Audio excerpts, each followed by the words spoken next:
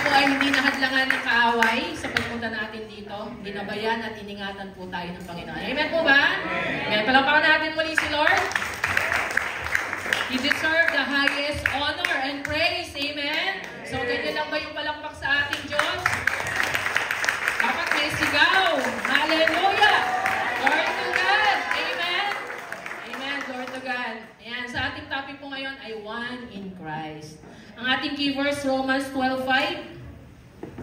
So, in Christ, we, though many form one body, and each member belongs to all the others. Ayan. Tayo po, dito, kapag tayo ay tinawag na ng Panginoon, tayo ay isa ng katawan. At ang ulo ay ang Panginoong Jesucristo. Naniniwala po ba tayo? Tayo po ay bahagi na ng katawan ni Kristo. Tama po ba? Ang church ay, hindi itong building na to.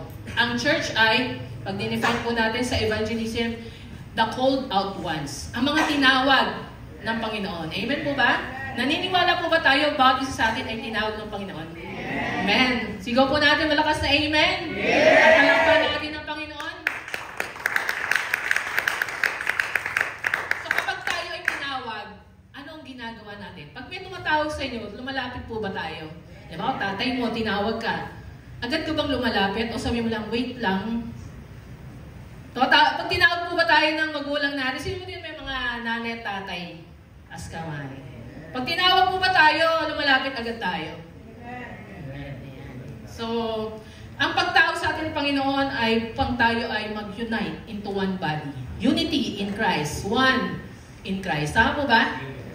So, may papanood muna po ako isang video. Pa-play natin. Kuya A.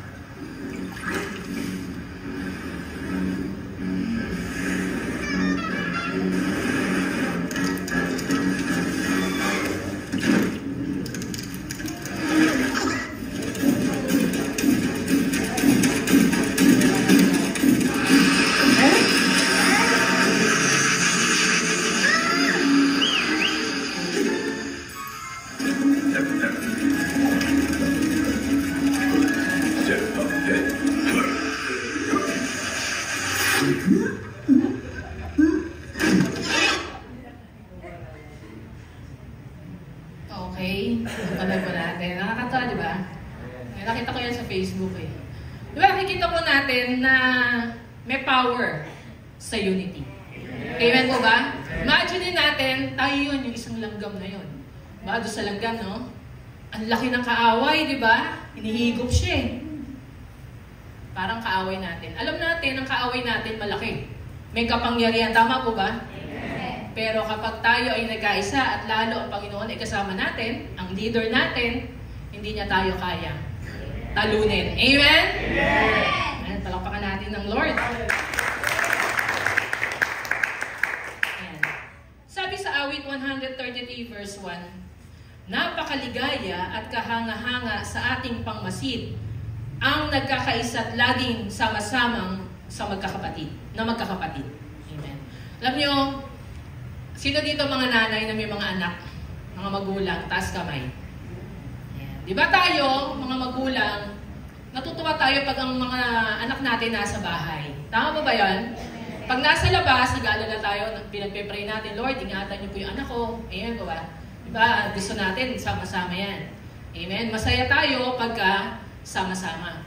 Pagka naman, may mga asawa na, pag may reunion, di ba masaya? Amen? Di ba? So, masaya kapag kasama-sama ang magkakapatid. Amen? Na natutuwa. Ganon din ang Panginoon. Kapag tayo dito ay nagsama-sama sa loob ng ating iglesia, natahan natin spiritually, natutuwa ang ating Diyos. Amen po ba? Natutuwa siya na nandito lahat yung kanyang mga anak. Alam nyo, kapag wala may mga bakante dyan, hinahanap yan ng Ama. Parang tayo, mga magulang, kapag wala yung halimbawa may gathering, tapos wala yung isang anak mo, malungkot ka, di ba? Hinahanap mo yun. Kaya sabi ng Panginoon, iiwan niya yung 99 at hahanapin niya yung isa. Ayan po ba? Ganon ang Panginoon. Ayan.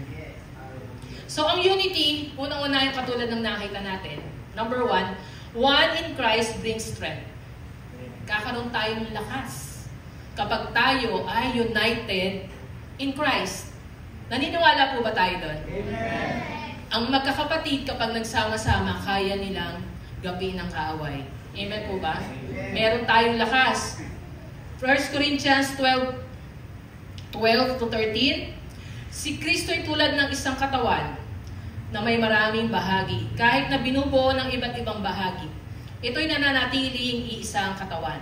Maging Hudyo o Hentil, alipin man o malaya, tayong lahat ay binautismuhan sa pamamagitan ng isang Espiritu upang maging isang katawan. Tayong lahat ay pinapainom sa isang Espiritu. Amen po ba?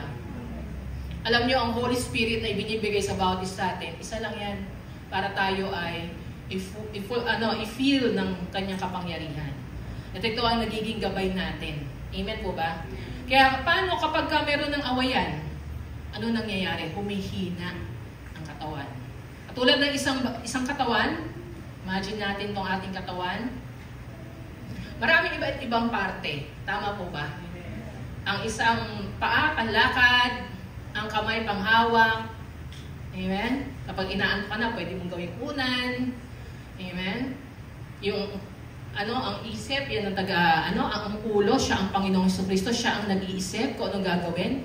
At kung ano ang sinabi ng isip, sinabi ng ulo, yun ang gagawin. Tama po ba yan? Amen. Unless, meron tayong sakit, yung katawan.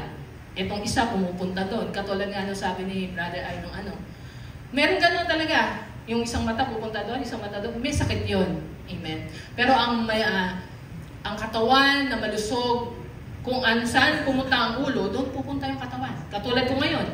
Gusto ko dito pupunta ako dito. Ayan ba? Yung pa ako po ba, maiiwan yan? Hindi pwede, di ba? Kasi isang katawan yan. Ganon nilalarawan ang katawan ni Kristo. At ang katawan ni Kristo ay ang Iglesia ng Panginoon. Amen? Siya ang ulo. Amen? So tayo, bilang bahagi ng katawan, dapat ang nasusunod ay ang ulo. Kung ano ang kalooban ng Diyos, yun ang dapat nasusunod. Dahil siya ang ulo. Ang kamay, hindi siya ang ulo. Hindi siya nagsasabi, ikaw, gawin mo to. Sampalin mo yung mukha. Hindi pwede gano'n, di po ba? Hindi gano'n ang katawan. Amen? So, ang Iglesia, minamahal niya ang kanyang katawan. Amen? Hindi niya ginagawa ng masama at hindi niya ito sinisiraan. Tama po ba? Dahil iisa lang ang katawan. Katulad sa mga pamilya. Kapag ang nanay, tatay, nakita niya nag-aaway-aaway ang mga anak niya. Di ba masakit po? Tama po ba yun? Tapos kapag sa harapan mo, nag-away, di ba nagagalit tayo? Sa harapan ko nag-aaway, walang respeto. Ganun po ako pagka nag-aaway sa harapan ko, pinagagalito ko yung mga anak ko. Alam nyo, what more sa atin? Tayo ay magkakapatid sa Panginoon. Tama po ba yan? At alam natin ng Diyos ay laging nasa atin. Amen po ba? Sabi ng Panginoon, lagi natin siyang kasama. Ano kaya ang mararamdaman ng Diyos kapag sa harapan niya ay nag-aaway-away ang kanyang mga anak? Di ba masasaktan? Magagalit. Amen? Dahil hindi siya nirespeto. Tama mo ba yun? Amen. So, kung tayo naman ay nagiging united, tayo ay may kapangyarihan. Amen? Sabi, binautismuhan tayo at sa pamagitan ng isang espiritu. Di ba sabi niya sa Zacharias 4:6, not by might nor by my power, nor by power, but the Spirit of the Lord. Ang tagumpay ay nakakamtan natin sa pamagitan ng Espiritu Santo.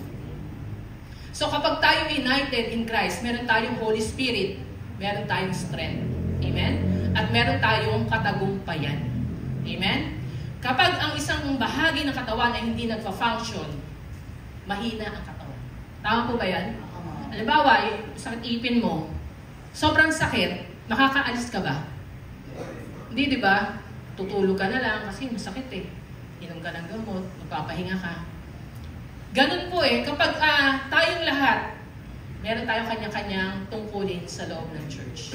Kapag isa sa atin ay may sakit, ramdam ng buong katawan. Tama po ba yun? Kapag ang isa ay hindi kumilos, hindi na ikilos yung isang bahagi ng katawan, may problema yung buong katawan. Tama po ba? Ganun din ang church. Kapag ang isa sa atin ay hindi kumikilos sa layunin na gusto ng Panginoon, may sakit ang ating church. At huwag naman na tayo ang isang ganon. Amen po ba? Gawain natin yung layunin ng Panginoon. At mamaya matutunan natin ano ang layunin ng Diyos. Mateo 18:19-20, tandaan ninyo, kung ang dalawa sa inyo ay nagkaisa dito sa lupa, sa paghingi ng anuman, ito'y pagkakalob sa inyo ng aking Ama na nasa langit. Sapagkat saan man may dalawa o tatlong nagkatipon sa pangalan ko, naroon akong kasama nila. Amen po ba? Amen. So, dalawa lang o tatlo ang magsama sa panalangin. Pagkaisahan nila kung ano ang ikanilang ipapanalangin, iyon ay pagkakalob sa kanila ng Panginoon. Amen po ba? Amen. Natural, dapat alam natin kung ano ang kalooban ng Panginoon. Huwag tayong humingi na hindi kalooban ng Panginoon. Alam na natin po yan. Amen po ba? Pero kung tayo ay may magandang layunin at hihingin natin sama-sama sa Panginoon, may power, may strength. Amen? Dahil sabi niya, dalawa lang na magkaisa sa lupa sa paghingi ng anuman. Ito'y ipagkakaloob sa atin ng ating Ama sa langit. Amen po ba? Palampakan naman natin si Lord. Saan man may dalawa o tatlo nagkatipon sa pangalan ko, naroon akong kasama nila. So naniniwala po ba kayo na kasama natin ngayon ang Panginoon? Yes. Dahil higit tayo sa dalawa. Yes. Amen? Dalawa nga lang po So, sabi nga, huwag tayo malungkot kung ang cell group natin ay dalawa na lang kayo. Kasi dalawa lang kayo, andun pa rin ang Panginoon. Amen? Ayan. So may power. Sabi nga ng Pilipos 4:8, ang lahat nang ito'y magagawa ko dahil sa lakas na kaloob sa akin ni Kristo. I can do all things through Christ who strengthens me.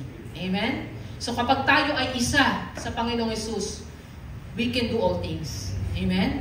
Amen? Kaya nating i-conquer ang mundo. Kaya nating i-conquer ang mga tao na nangangailangan ng kaligtasan. Amen po ba? Kaya noon, nag-send ang Panginoon, di ba? Sa mga disciple niya, sinend niya ng dalawa-dalawa. Amen po? Kaya pag tayo pupunta sa cell group, dapat dalawa tayo. Amen. Meron tayong kasama na disciple, nakaisa natin sa lahat ng bagay. Pananampalataya, sa pag-iisip, sa pag-ibig. Amen po ba? Kasi pag dalawa na lang kayo, nagkagulo pa kayo, wala na kayong mararating.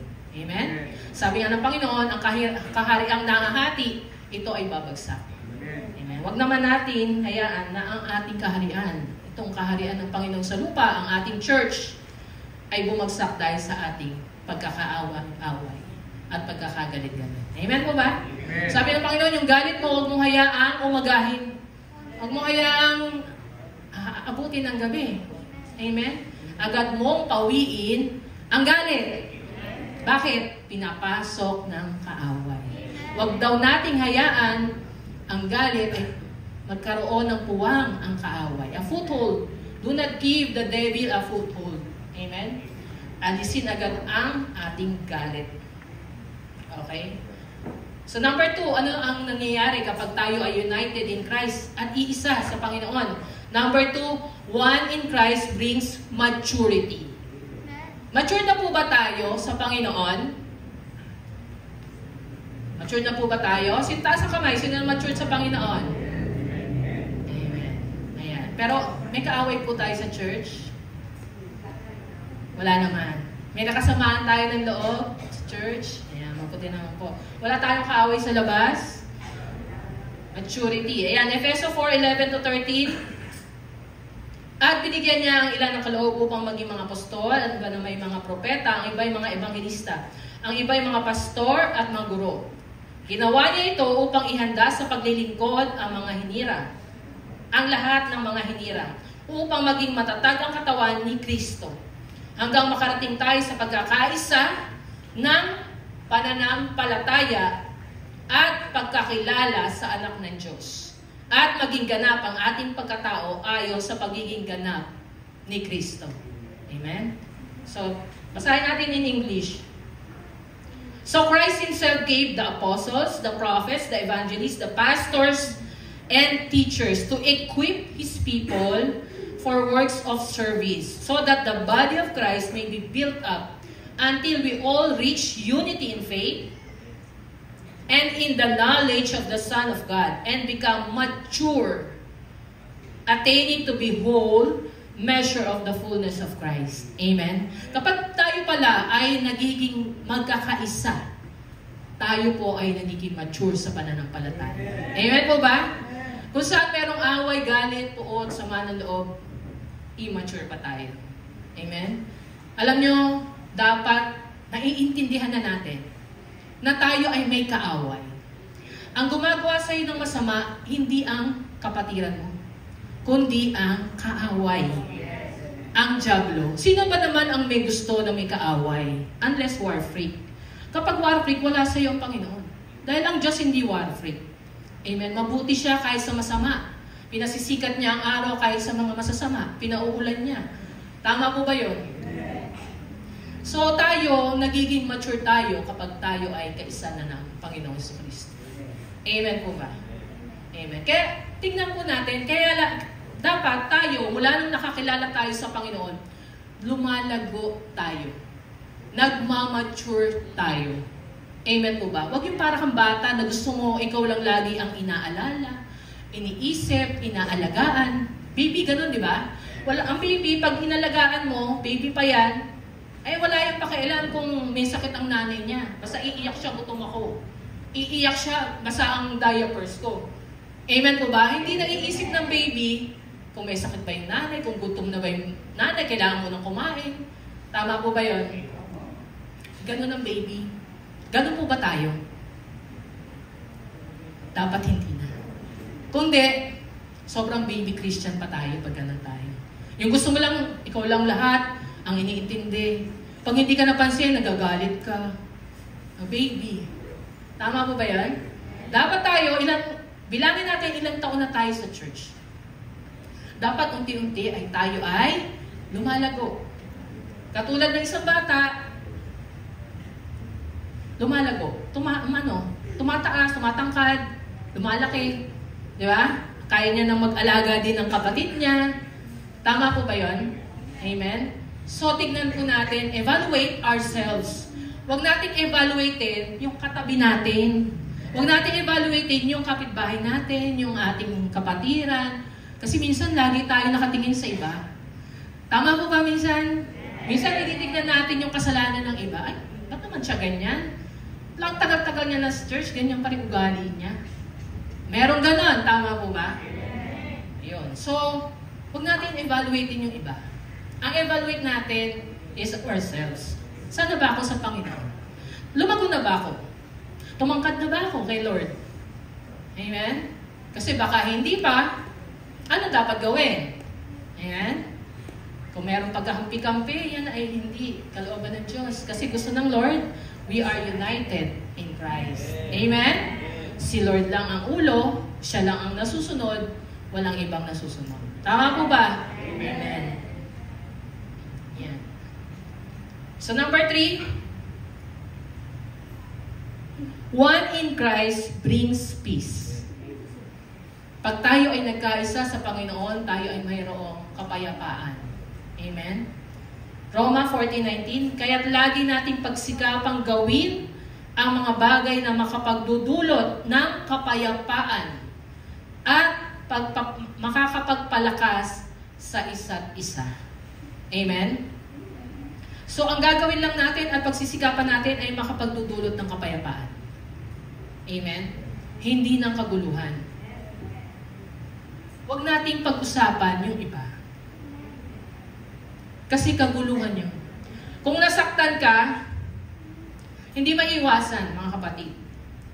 Sa mga kakapatid, di ba, sa laman, hindi na iwasan na nag-aaway kasi lagi mo kasama. Tama po ba yan? Totoo, minsan masakit, nag-aaway. Pero, isipin natin, kapatid natin yan. At the end of the day, kapatid mo yan. Hindi mo yan mababago. Ganon din sa Panginoon. Hindi mo mapipili kung saan ka ipapanganak na muli. Kung dito ka nilagay ng Panginoon sa iglesyang ito, dito ka niya inilagay. Ito ang pamilya mo. At hindi mo mapipili rin ang kapatid mo. Ay, alis ka dito, hindi ka namin ano? Iba ka mahirap ka lang. May mga ganon ba? Hindi pwede ganon, di ba? Pag kapatid mo, hindi mo yan mapipili. Amen? Ay, sobra naman daldal ni ate. Makakainis naman. Huwag tayo dyan, bumukod tayo sa kanya. Hindi pwede ganun. Kailangan pakisamahan natin kasi kapatid natin yan sa Panginoon. Amen mo ba? Amen. Hindi mo mapipili ang kapatid mo. Tandaan po natin. Amen? Amen. Hindi natin kayang piliin. Hindi natin pwedeng piliin. Kung sino ang gusto ng Diyos na ipanganak dito, dito yan sa pamilya na ito. Amen? Ganun din, di ba, sa mga kakapatiran. Kahit tayo nag-aaway-away, pagka nagkakabati-bati. Kasi kapatid mo yan di ba? Meron ba dito na ang tagal na ng kaaway na kapatid? Meron bang ganon? Naku, patawarin na natin. Kapatid natin yan, hindi dapat natin yan pinagtataniman ng sama ng loob. Amen po ba? Dapat kung ano ang nagawa sa atin, ay kalimutan na natin. Yun yung sabi ng Panginoon na hubarin mo ang iyong sarili. Hindi na ikaw dapat. Kung nasaktan ka man, bigyan mo sa Lord. Lord, bahala ka na sa Kanya. Nasaktan niya ako. Kung pwede mong kausapin, alam mo, kapatid, nasaktan ako sa ginawa mo. Pwede bang sa susunod, huwag mo nang uulitin? Di ba ba? Hindi yung, hoy, alam mo ba? Si ganito yung ginawa sa akin, ganyan. O, dun sa kabila naman, yung isa naman, ay, alam mo ba, sabi ni ganito, ginawan daw siya ni ganon ng ganon. Hanggang lumaki na ng lumaki, ang maliit na sugat ay naging gangrena na. Hindi nagamot. Pag may nagsabi sa'yo, stop. Sa'yo, stop na. At tapos, huwag mong ayunan. Kapag ang siga ay lagyan pa ng gatong, lalaki ang apoy. Tama po ba yan? Tayo magkakapatid sa Panginoon. Ang gusto ng Panginoon, tayo ay magsikap na magdulot ng kapayapaan. At ito ang makakapagpalakas sa isa't isa. Tama po ba? Huwag nating hayaan na tayo ang makapangpahina sa ating mga kapwa. Amen? Amen. Ayaw ng Panginoon iyon. Efeso 4:3, sikapin ninyong mapanatili ang pagkakaisang mula sa Espiritu sa pamamagitan ng kapayapaang nagbubuklod sa inyo. Amen. Asa, di ba, pag pumunta ka sa bahay mo, umuwi ka na payapa, maayos, walang away, masaya yung mga daratnan mo, yung mga anak mo, masaya. Amen. O kaya yung mga kapatid mo, masaya kayo. Di ba? Ang saya. Amen po ba yun? So, gusto mo lagi nandun ka doon sa, sa bahay mo na yun, di ba? Paano kapag puro away, ayaw mo na umuwi? Amen? So, sikapin natin ang tahanan natin. Yung tahanan natin talaga sa bahay natin ay maging mapayapa. Maging magkaisa. Ganon din dito sa ating iglesia. Nawa tayo ay makiisa. Tanungin natin, huwag nating tanungin ano ang magagawa ng church sa akin. Ang tanungin natin, ano ang magagawa ko sa church? Amen po ba? Tayo po ba lahat may ministry na? Dapat tayo may ministry. Kahit magwalis ka lang dyan, ay ang laking tulong na po niyan. Tama po ba? Mag-usher ka, ang laking tulong po niya. Kung wala nag-usher, paano, di ba? Kung wala naglilinis, di ang dumi. Alam nyo, lahat ng bagay, tama yung Sunday, tama yan. Lahat ng bagay na ginagawa natin, lahat yan. Basta galing sa puso, ito ay nalulugod ng Panginoon. Amen po ba? Masaya ang Lord na tayo ay nagsama-sama, nagkakaisa, gumaganap sa loob ng iglesia. Amen? So tayo ay magkakaroon ng kapayapaan. Number 4. One in Christ brings love. Tayo kapag nagkaisa sa Panginoon, may pag-ibig tiyak. Amen po ba? Yung kaya mong patawarin, yung nagkamali sa'yo. Alam nyo, wala namang perfect. Talaga namang merong nagkakamali. Tama po ba yun?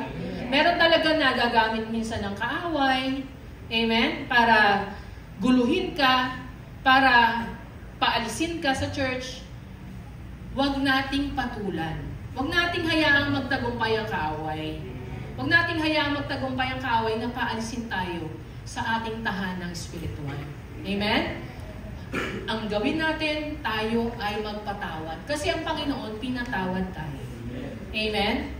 Matuto tayo magpatawad. Forgive just as Christ forgive us. Mas marami tayong kasalanan eh.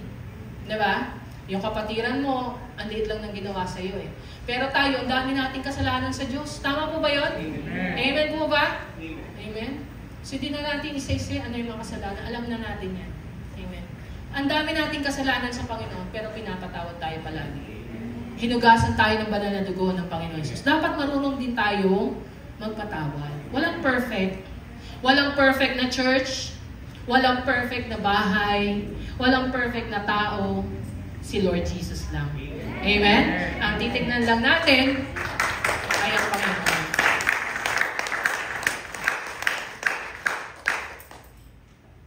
Manage natin yung ating anger. Minsan kasi, pag nagalit, sumasabog. Huwag nating hayaang sumabog. Agad natin papawiin ang galit. Yun yung paghubad sa pagkatao natin eh. Na kahit nasaktan ka, kinakalimutan mo yung sarili mo. Kasi pag pinanatili mo yung sakit sa puso mo, pride na yun eh. Amen? Dapat hindi niya ako ginanon.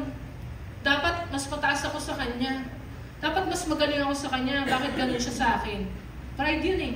Tama po ba? At yun ang ayaw ng Panginoon. Ang Panginoon Jesus, dinuraan sa mukha, sinampal, sinuntok, inalimura. Amen? Nasabi ng Panginoon, walang lingkod na masigit pa sa kanyang Panginoon. Kung ang Panginoon ay dinuruan, inalimura, ganun din ang sasabitin natin. Tanggapin natin kapag merong gumawa sa atin. Ano bang ginawa ng Panginoon? Nung dinuruan siya, inalimura siya, gumanti ba siya? Nagsalita ba siya ng masama? Hindi po, di ba? Amen. So, meron ding ano sa Bible na sabi ni Apostol Pablo, sa mahina ako'y naging mahina. Amen, para lang ang lahat ay mahikayat ko. Tama po ba? So tayo, iniisip natin, malakas tayo sa Panginoon, matagal na tayo sa Lord. Pakisamahan natin yung mga bago. Dapat ikaw na yung kumakalinga sa mga bago. Mga baby yan eh. Inaalagaan talaga yan. Amen? Ang baby, pag pinabayaan mo, mamamatay yun. Tama po ba? Kaya inaalagaan ng mga bago dahil yan ay bagong baby. Tama po ba? Tayo, matured na dapat tayo. Hindi na tayo yung inaalagaan. Tayo na ang nag-aalaga. Amen? Amen po ba? Dapat pag may bago, di ba, ang pagkagaling sa hospital, bagong panganak, pag dinala sa loob ng bahay, punto nga lahat ng membro. Amen po ba? Tayo po ba pag may bagong membro, natutuwa po ba tayo? O pinababayaan lang natin, bahala ka dyan, magutom ka. Hindi kita kilala. Huwag ganun. Church tayo.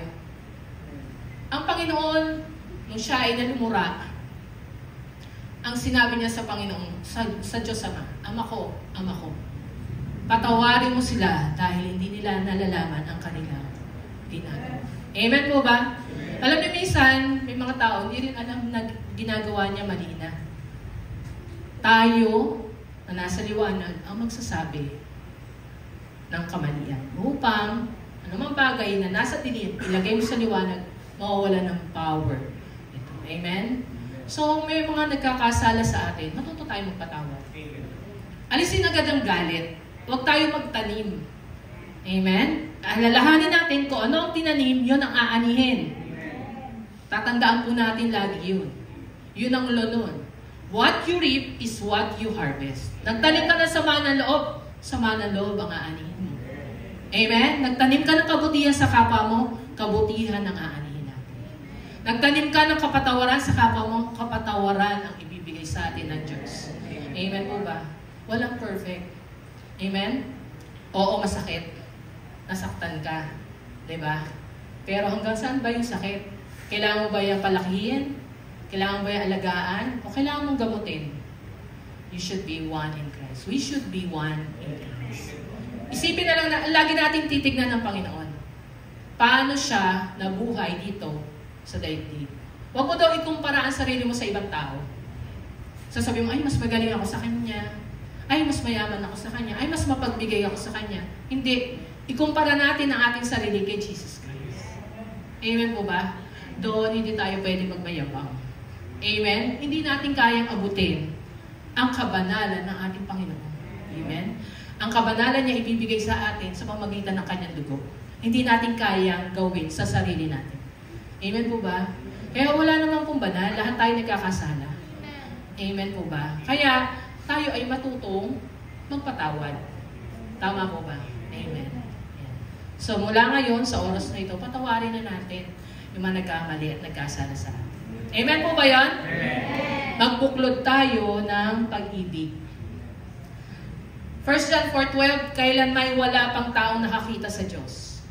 Ngunit, kung tayo'y nagmamahalan, nasa atin ang Diyos. At nagiging ganap sa atin ang kanyang pag-ibig. Amen po ba? Kapag tayo ay nagmamahal, nasa atin ang Diyos. Amen?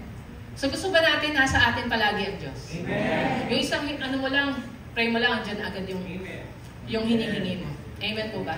Kalooban ng Diyos ang lagi nating isa-isip. Amen? So kailangan may pag-ibig tayo sa ating kapwa, sa ating Diyos. Una sa lahat ng Diyos. Tama po ba? Yan ang unang utos. Amen? Mahalin natin ang Diyos ng higit sa lahat. Buong puso, buong lakas, buong isip, buong kaluluwa. Amen?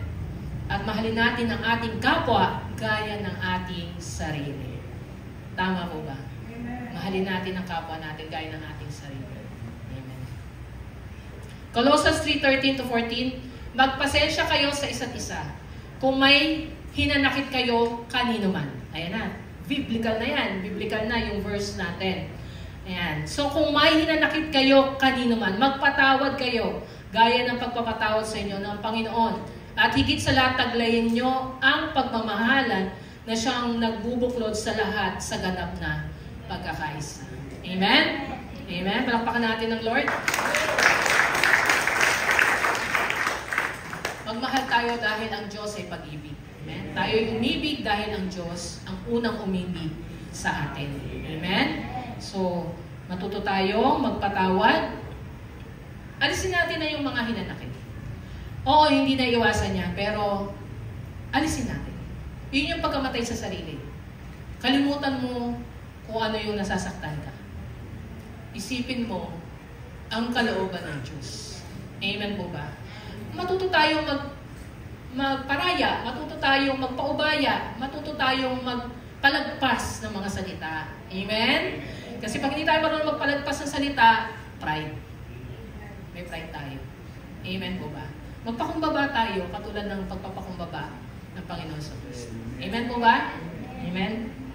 Ayan. Sa pagtatapos natin, Galatia 3:28, wala nang pagkakaiba ang Hudyo at ang Grego, ang Ilipin at ang Malaya, ang lalaki at ang babae. Kayong lahat ay isa na dahil sa inyong pakikipag-isa kay Kristo Jesus.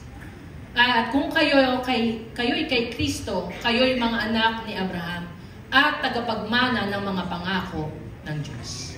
Amen. Tayo ay tagapagmana doon sa langit. Amen po ba? Ayan. Kung hindi tayo, wala sa atin ang mga ito, ang peace, ang unity, ang love, wala sa atin. Hindi tayo pwede sa langit. Kasi yun lang ang meron doon. Tama po ba? Walang galit doon, walang sakit, walang hinanakit. Amen. Lahat ng meron sa langit ay kabanalan ng Diyos. Pagpupuri, pagsamba, paglilingkod. Kaya ngayon pala magsanay na tayo. Amen. Isipin natin. Ako yun, naisip ko dati nung may karoon ako kagalit. Paano pagpunta namin sa langit? Hindi kami magpapansinan. Diba? Isipin ninyo kung may kaaway kayo. Pagdating sa langit, hindi kayo magpapansinan. Ay, baka hindi kayo papasukin talaga doon. Yun ang naisip ko sa akin. Kaya sabi ko, Lord, alisin ko yung galit. Ikaw na bahala. Lord, masakit, pero ikaw na bahala. No? Makalimutan ko yung sakit. Amen? Ganun din tayo sa kalwatian ng Lord. Tayo ay bigay natin lahat sa Lord. Amen po ba? Amen. 1 Peter 3:8-12, sa madaling salita, magkaisa kayo at magdamayan. Magmahalan bilang magkakapatid at maging maunawain at mapagpakumbaba. Huwag ninyong gantihan ng masama ang masama. Huwag ninyong sumpain ang sumusumpa sa inyo. Sa halip, pagpalain ninyo sila dahil pinili kayo upang tumanggap ng pagpapala ng Diyos. Ayon sa nasusulat, ang mga nagnanais ng payapa at saganang pamumuhay, dila nila pigilan sa pagsasabi ng kasamaan. Ang anumang panlilinlang at madayang pananalita sa kanyang labi ay di dapat mamutawi. Ang masama ay iwasan na, at ang gawin ay ang tama.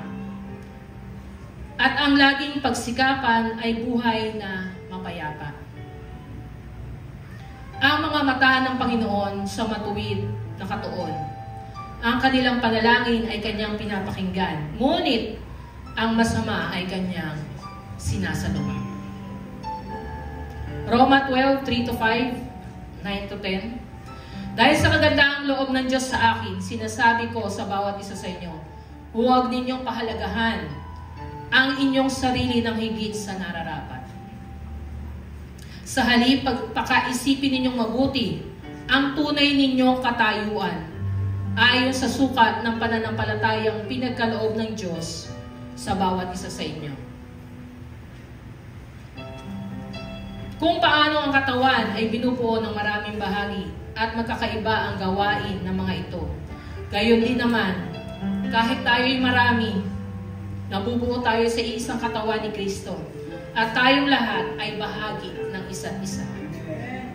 Maging tunay ang inyong pagmamahalan. Kasuklaman ninyo ang masama, pakaibigin ang mabuti, pagbahalan kayo bilang magkakapatid at pahalagan ninyo ang iba ng higit sa pagpapahalaga nila sa inyo. Amen po. Palakpakan natin ang salita ng Panginoon. Ito ang buod ng Biblia. Pagmamahalan. Pagmamahalan bilang magkakapatid. Doon nasusunod natin ang kalooban ng ating Ama na sa langit. Sundin natin kung ano ang gusto ng hari natin. Totoong hari na natin at tagapagligtas ang Panginoong Hesus. Hindi na tayo ang dapat na susunod sa buhay natin. Amen po ba? Tayo po'y tumayo. Ipikit po natin yung ating mga mata. Kausapin natin ang Panginoon. Alam niyo, huwag niyong gawing biro. Nais ng Panginoon, sa oras na ito, isuko natin anumang sakit na nasa puso natin. Kung hindi man tayo pinahalagahan, ang sabi ng Panginoon, pahalagaan natin ang iba higit sa pagpapahalaga nila sa atin. Higitan mo kung paano ka pinahalaga ng mga tao. Mas pahalagahan mo yung ibang tao na kapatid natin sa Panginoon. Amen? Sa oras na ito, pikit natin yung ating mga mata, itaas natin yung ating mga kamay bilang pagsuko sa Diyos. Surrender all our pains. Surrender natin lahat ng ating sama ng loob. Huwag na nating alalahanin mula sa oras na ito, ibigay na natin sa Diyos. At sa anumang bagay na nakasakit sa atin, pa sa Diyos natin. Huwag nating gantihan ng masama ang masama. Hayaan natin ang Diyos ang gumanti. Magpatawad tayo. Paano tayo pinapatawad ng Diyos? Patawarin natin yung ating kapwa. Sa oras na ito, manalangin tayo. Ibigay natin sa Lord lahat ng nasa puso natin. Hallelujah, hallelujah. Dakilang ng Diyos, o makapangyarihan sa lahat. Sa oras na ito, nakataas ang aming mga kamay. Bilang pagsuko sa iyo, itinataas namin sa iyo ang lahat ng aming galing. Sama ng loob, mga hinanakit, lahat ng bagay na ginawa sa amin na hindi namin nagustuhan, Ama, itinataas namin sa iyo. Sa iyo na to, Panginoon, at sa amin na ang iyong pag-ibig, kapayapaan, ang aming pagkakaisa sa Panginoon Hesus. Sa oras na ito, anuman ang mga bagay na nagawa sa akin na aking kapwa, pinapatawad ko na ito. Kinakalimutan ko na ang lahat, Panginoon. At Panginoon, palitan mo ng pagmamahal, ng pag-ibig ang puso ko. Sa oras na ito, dito ka, Panginoon Hesus. sa sentro ng aking puso. Dito ka, Panginoon, build your throne in my heart, O God. Ikaw, Panginoon, ang masunod. Ikaw ang ulo ng aming iglesia. Tulungan mo akong madiskubre, Panginoon, ano ang kailangan kong gawin para sa iglesia. Ano ang gifts of the Holy Spirit. Anong ministry ang meron ako na ibinibigay mo sa akin upang ako ay makatulong sa pagpapalakas ng iglesia, sa pagpapalakas ng katawan ng Panginoong Jesus. Hallelujah. Hallelujah, hallelujah. Dakilang Diyos, sa oras na ito, dinadalangin namin ang bawat isa sa amin, Panginoon. Kami po ay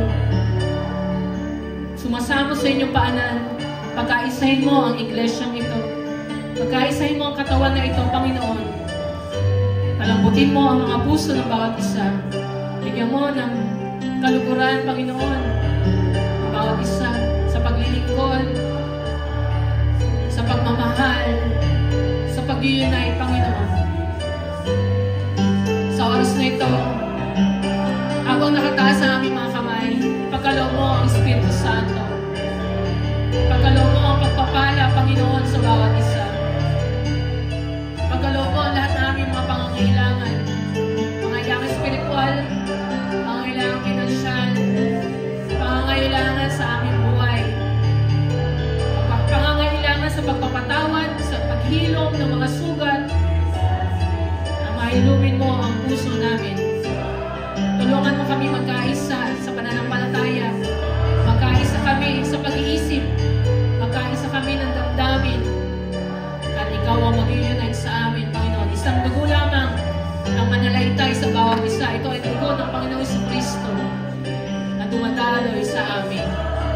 Ano man ang ginagawa ng kaaway para sirain ang katawan na ito, sinasabay namin sa pangalan ni Jesus, wala siyang bahagi sa bawat isa sa amin.